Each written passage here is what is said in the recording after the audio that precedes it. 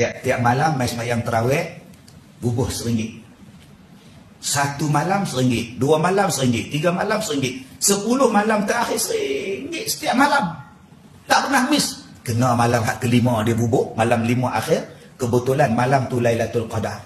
Dia dapat pahala sedekah RM1, 83 tahun. Jadi daripada langsung tak sedekah. Tak pasal apa Ustaz suruh RM1? Pasal hang sekupang pun tak apa. Semayang Jumaat tak bubuh, semayang raya tak bubuh. Bila orang tolak tabung hang buat tidur. Bila tabung lepas jaga balik, tegak kepala dia. Hang susah nak bagi duit. Pasal apa? Hang jenis kedekut. Pasal apa Ustaz suruh RM1? Pasal RM1 tu senang. Buat keluar RM1 buh, buat keluar RM1 buh. Orang tak rasa berat, cuba saya buh RM100 tengok. RM100 nak buh tak buh, nak buh balik sini lah. Tapi kalau RM1 terus buh. Yang ketiga pasal apa? Saya kata RM1. Pasal tak membebankan.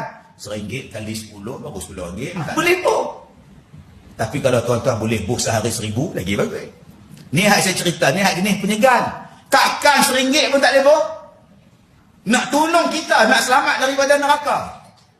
Nak tolong kita, nak selamat daripada mahsyar. Nak tolong kita, nak selamat daripada azab kubur. Mudah-mudahan bila aku buat ni dapat pahala daripada malam Al-Qadar, Allah tolong aku di kubur, di mahsyar, di neraka nanti. Dengan sebab RM1 aku buh.